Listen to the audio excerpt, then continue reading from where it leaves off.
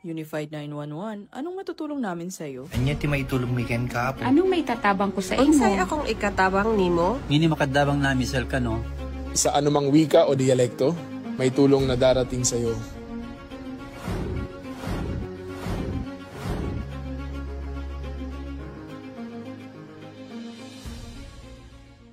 Lilingkod sa bawat Pilipino at magbibigay ng tamang impormasyon para sa tahimik at maayos na Pilipinas. Police News Network, alagad ng batas, tagapagtaguyod ng balitang pulis, sandigan ng mamamayan, patnubay ng katotohanan.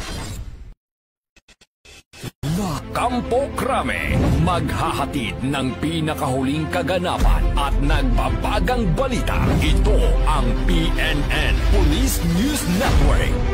At ngayon, ang inyong mga tagapagbalita.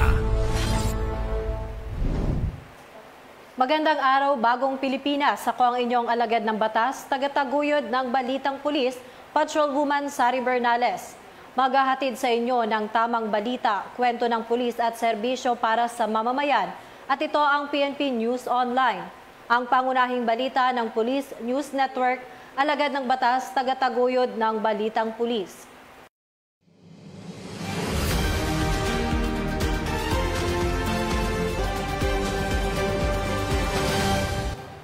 Narito ang mga balitang hatid ng ating PNN correspondents mula sa iba't ibang panig ng bansa.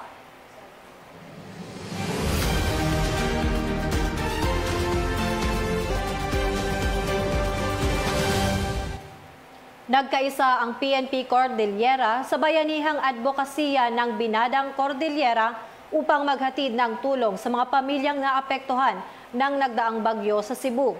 Narito ang ulat mula kay Patrolwoman Jeslie F. Sabado. Namalag ang mga tauhan ng Police Regional Office Cordillera ang diwa ng Binadang o Bayanihan matapos silang makiisa sa inilunsad na relief operation na tinaguriang Binadang Cordillera para sa mga kababayan sa Cebu na matinding naapektuhan ng Bagyong Tino noong Nobyembre 4, 2025. Bilang tugon sa panawagan ng tulong, agad na nagsanib puwersa ang Regional Mobile Force Battalion 15, Benguet Police Provincial Office at ang Office of the Civil Defense Cordillera sa pangunguna ni Ginang Christine E. Molitas, Vice Chairperson ng BAG-PTD, sa pakikipag-ugnayan sa Regional Community Affairs and Development Division ng Police Regional Office 7.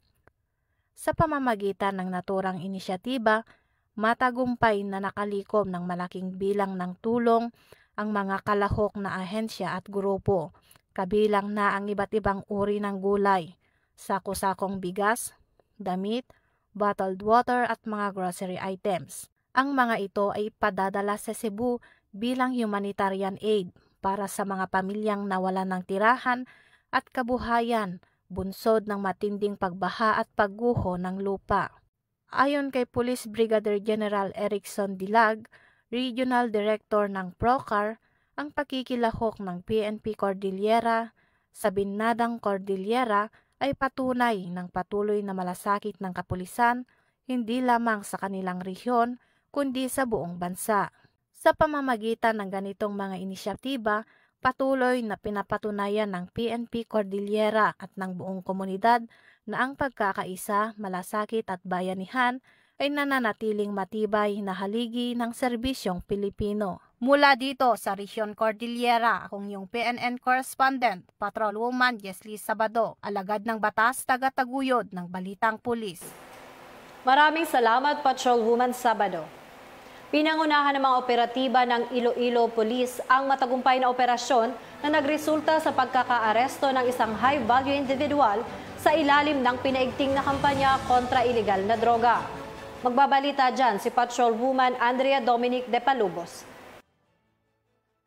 Muling pinatunayan ng Police Regional Office 6 ang kanilang matatag na paninindigan laban sa ilegal na droga matapos maaresto ang isang negosyanteng itinuturing na high-value individual sa isang matagumpay na anti-illegal drugs operation sa Barangay Carmelo, Banate, Iloilo, dito lamang ika-6 ng Nobyembre taong kasalukuyan. Ang operasyon ay isinagawa ng Iloilo Police Provincial Office, Provincial Drug Enforcement Unit, Team 2, katuwang ang Banate Municipal Police Station, 2nd Iloilo Provincial Mobile Force Company at Provincial Intelligence Unit. Kinilala ni Police Major Daji De Lima, Officer in Charge ng Provincial Drug Enforcement Unit, ang suspect na si alias Chard, 48 taong gulang, may asawa, isang negosyante at residente ng Barangay de la Paz, Banate, Iloilo. Nasamsa mula sa suspect ang 3 sachet ng hinihinalang shabu na may kabuuang timbang na 72 gramo kasama ang marked money at non-drug items. Kasalukuyang nasa kustudiya na ng Banate Municipal Police Station ang suspect para sa tamang disposisyon at nahaharap sa kasong paglabag sa Republic Act 9165 o ang Comprehensive Dangerous Drugs Act of 2002. Ang operasyon ay bahagi ng pinaigting na kampanya ng Police Regional Office 6 laban sa droga alinsunod sa layunin ng pamahalaan na linisin ang mga komunidad mula sa impluwensya ng iligal na bisyo. Ang operasyon ay bunga ng walang humpay na dedikasyon ng kapulisan upang mapanatili ang kapayapaan, kaligtasan at kaayusan ng komunidad at maprotektahan ang mga kabataan laban sa masamang impluwensya ng droga. Patuloy namang nagpapatupad ng masinsinang anti-drug operations ang Police Regional Office 6 sa buong Western Visayas upang masiguro ang kaligtasan, katahimikan at disiplina sa mga komunidad. Mula dito sa Police Regional Office 6, ako ang inyong Police News Network Correspondent, Patrolwoman Andrea Dominic Di Palobos, alagad ng batas, tagataguyod ng Balitang Pulis. Maraming salamat, Patrolwoman Di Palobos. Pinaigting ng Cebu Police Provincial Office ang kanilang preparasyon at koordinasyon upang matiyak ang kaligtasan ng mga mamamayan sa gitna ng banta ng masamang panahon. Narito ang ulat mula kay Patrolwoman Judith Nicanor. Naka-full alert status na ang buong puwersa ng Cebu Police Provincial Office bilang paghahanda sa posibleng epekto ng papalapit na bagyong Uwan. Ayon sa pamunuan ng CPPO, nakahanda ang mga pulis na tumugon sa anumang uri ng emerhensya o kalamidad na maaaring idulot ng masamang panahon. Sa direktiba ni Police Colonel Abubakar Mangilin Jr., Provincial Director ng CPPO, tiniyak ng kapulisan na patuloy ang kanilang pagbabantay at koordinasyon sa mga lokal na pamahalaan upang matiyak ang kaligtasan ng mga mamamayan. Bilang bahagi ng kanilang kahandaan, naglabas din ng mga paalala at safety tips ang CPPO sa publiko hinggil sa tamang paghahanda bago, habang at pagkatapos ng bagyo. Kabilang dito ang maagang paglikas sa mga mabababang lugar at pagtitiyak ng komunikasyon sa mga otoridad sakaling kailanganin ng tulong. Tiniyak ng CPPO na mananatiling visible at handa ang mga kapulisan sa buong lalawigan ng Cebu upang magbigay ng agarang tulong, panatilihin ang kaayusan at masiguro ang kaligtasan ng bawat residente habang nananalasa ang bagyong Uwan. Mula dito sa Central Visayas, ako yung Police News Network Correspondent, Patrolwoman Judith Nicanor, alagad ng batas, tagataguyod ng Balitang Pulis. Maraming salamat, Patrolwoman Nicanor. Agad na kumilos ang mga tauhan ng Biliran Provincial Mobile Force Company upang mailikas sa ligtas na lugar ang mga residenteng posibleng maapektuhan ng malakas na ulan at pagbaha. Magbabalita dyan si Patrolwoman Cristel Palafox.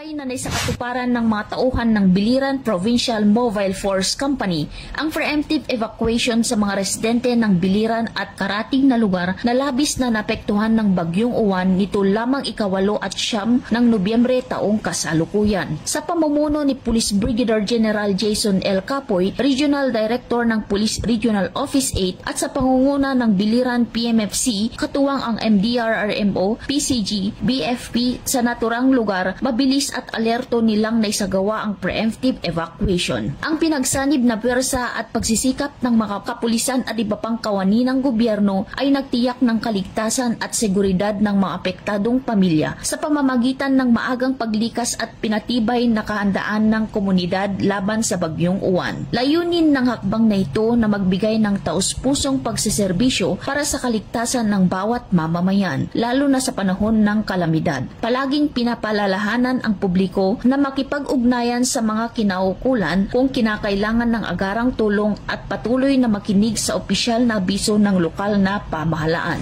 Mula dito sa Eastern Visayas, ako ang inyong PNN correspondent, Patrolwoman Palafox, alagad ng batas, tagataguyod ng Balitang Pulis. Maraming salamat, Patrolwoman Palafox. Mabilis na aksyon ng mga pulis sa Zamboanga City ang nagresulta sa pagkakaaresto ng suspect na sangkot sa ilegal na droga. Narito ang ulat mula kay Patrolwoman Joyce Abiog.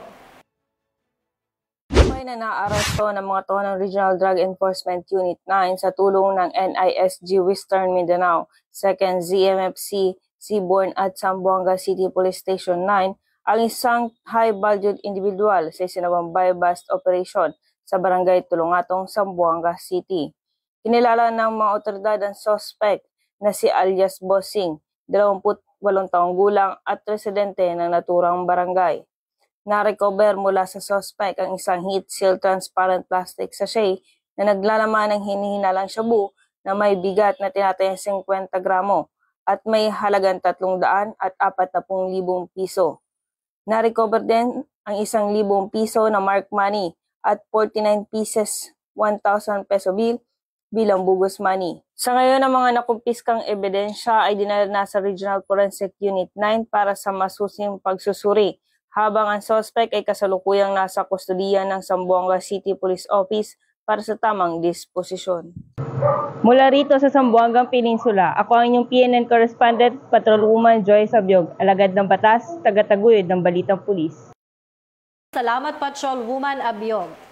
Sa magkasanib na operasyon ng PNP at PDEA BARM, 2 suspect ang naaresto at nasabat ang tinatayang mahigit 1.7 na milyong halaga ng hinihinalang shabu. Magbabalita dyan si Patrolwoman Leonora Gawang.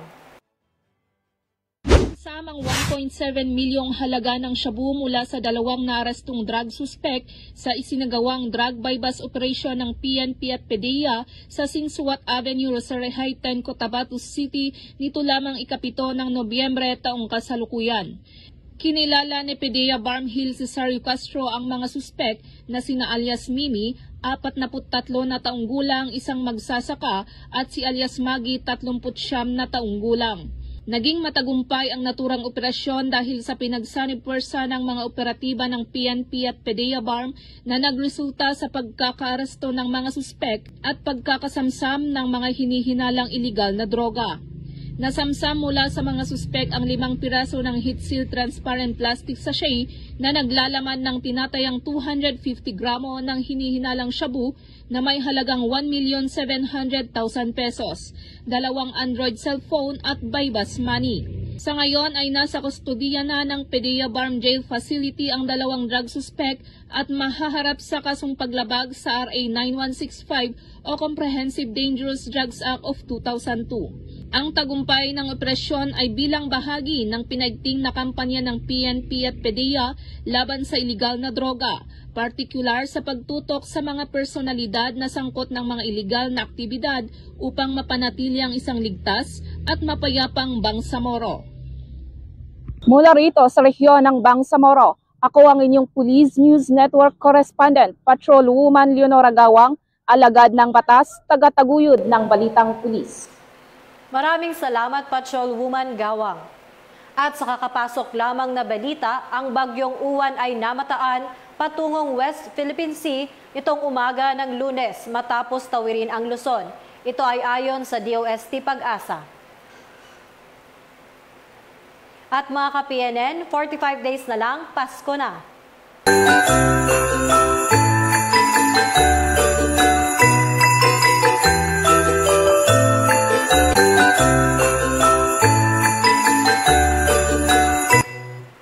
Sa ngalan ng pamunuan ng Philippine National Police sa pamumuno ni Acting Chief PNP, Police Lieutenant General Jose Melencio Nartates Jr.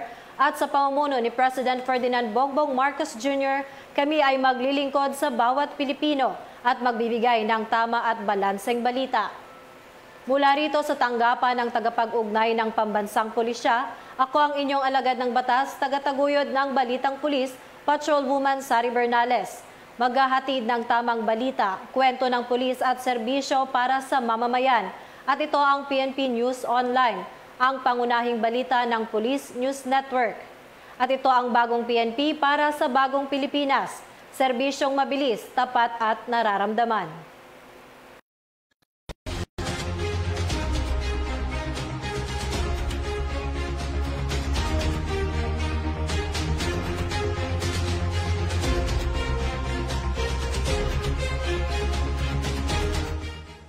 Police News Network, alagad ng batas, tagapagtaguyod ng balitang pulis.